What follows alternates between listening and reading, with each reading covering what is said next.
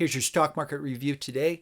We have some economic data that comes in on Thursday. This could be a market mover if we see big moves up or down in inflation.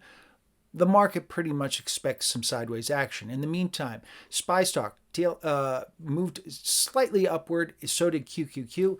I broke down some numbers on QQQ today. I took a look at all the 100 NASDAQ 100 stocks, and I asked the question, the index itself, and I didn't use the weighting, but I may input that information. The NASDAQ 100 itself, is it appropriately valued? And the truth is, yes, it is a pretty solid investment, considering your alternative, which is the US 10-year. So even though we've seen some big moves higher in the QQQ stock, which is the NASDAQ 100, and SPY stock, which is the S&P 500 ETF, even though we've seen those big moves higher, the stock market is actually appropriately valued. Let's jump in. I want to show you a few things, break some things down so you have a better understanding in this stock market review. Let's jump in. If you're just finding my channel for the first time, thanks so much. This is a breakaway channel for me from my original channel. And in this one, I focus on the economy first and foremost. And I specifically look at the consumer, which represents about 70% of the entire industry or economy. And then I show how the economy affects the stock market. And I'm also a value investor.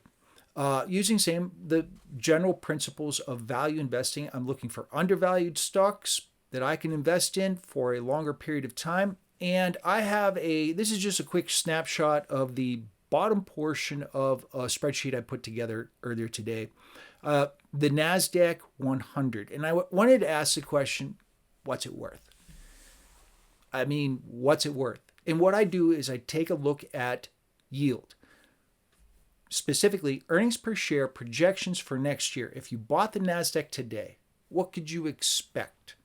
Given all things equal with the economy, interest rates remain sort of stagnant, consumption continues to move forward, and everybody hits their revenue goals and earnings goals. What could you expect? What would be the value of the NASDAQ 100? And if you look all the way down to the bottom, you can see price, market cap, earnings per share projections, and yield. Now, I put this spreadsheet together for myself, but I thought, let me do a snapshot and throw this up there.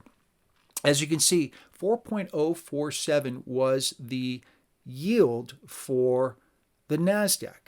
And that, honestly, that's a smidge low. If you can get into the US 10-year Treasury yield, which you can at 3.91%, should you buy the NASDAQ, you'd want a little extra juice in there simply because there's more risk.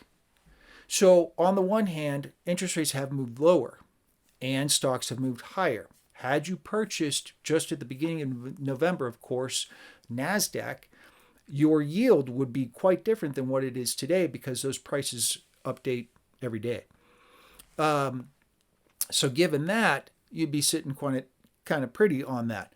There was a big move, something like 18.5% for NASDAQ since its bottom in November to where it is now. Shoulda, coulda, woulda all day long. If you didn't do it, nonetheless, should prices move lower, you could rationalize buying on the dip.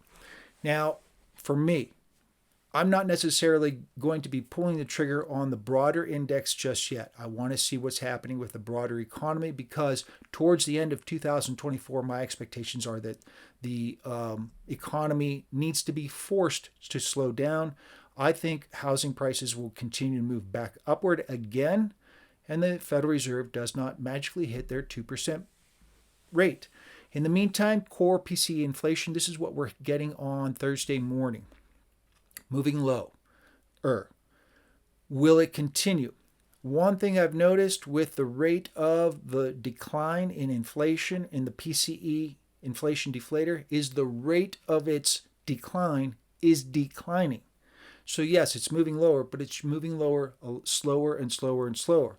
So eventually, The question is, do we hit that 2% level? And I just don't think we do. In the meantime, this is a look at SPY stock. SPY stock, of course, is the ETF against the S&P 500. And this is kind of shows you what happened to the day for today's trading day. The white section all the way on the left was yesterday's trading day. Then blue and yellow is after hours and pre-market. We had an up day.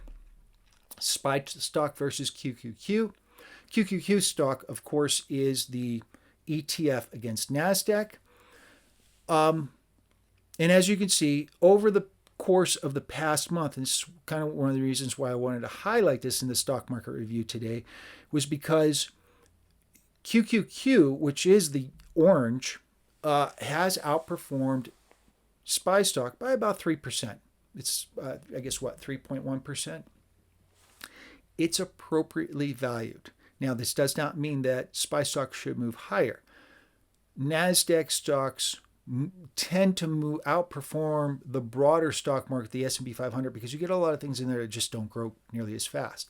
But this gives you an idea that from a yield basis, there was a big 12% move at 15% with NASDAQ that had you had the forethought to go ahead and jump in earlier, you'd still be sitting on the NASDAQ index and it would be appropriately valued, not overvalued, despite the fact we've seen such a big move higher.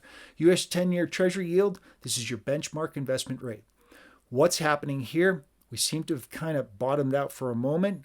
It's towards the end of the year. It's towards the end of December. We've got some economic data, but not a lot of price movement. So it's bottoming right now. Could mean nothing. The US dollar index, USD, took a big hit when the Federal Reserve said they think they can cut next year. Interest rates differentials between one country and the other. And if you can, the quants will sit there and if they can borrow money in one country at one rate, deposit it into a bank in another country at a higher rate, that differential, they'll do that all day long. The gateway to getting into that, currencies, FX. Given that, once that differential narrows, the trade breaks down rapidly. And you're seeing some of the damage. Dollar index fell a little more overnight. Oil looks like it wants to pop back upward. If inflation comes in nice and steady, interest rates ease a bit, I could see oil moving right back upward. OPEC will step in and they will state that they're cutting production. That will shoot oil upward. I had wanted to sell some puts at the bottom there. I didn't get in. But it was something I wanted to do because I felt the move in oil was a little too much too far, too fast. Spot gold, another one that looks like it wants to pop higher. Now, with interest rates moving like they did, we hit an all-time high with gold. Then there was the fear of more interest rates. And if you look backward, this was the beginning of December. I think it was like 1st, 2nd, or 3rd of December when that spike actually occurred. Hit an all-time high, then backed off strongly. I think everybody just sort of took profits. I think everybody was shocked. But now with interest rates potentially moving lower, gold could challenge that high again. For those of you who follow me on for any period of time, I sell options against silver all day long, and I take that premium and I buy the actual physical coin. It's just sort of, I just keep bringing in premium, selling options, letting them expire worthless, and sitting on those coins. I've been doing it for quite some time. I'm getting too many coins, to be honest with you. And I may kind of slow that down because silver itself, the price doesn't really move. So I have to step in and sell some options that are fairly close to the money, but I still make money off the entire process. I don't expect silver to pop up any higher, but gold could because of its more investment grade nature. So that should be interesting. If interest rates do remain softer, gold could spike back upward along with oil, but not the dollar. Nonetheless, this is your stock market review for today. If I do this every day as best I can. If that's what you're looking for, make sure to hit that like and follow button. See you in the next video.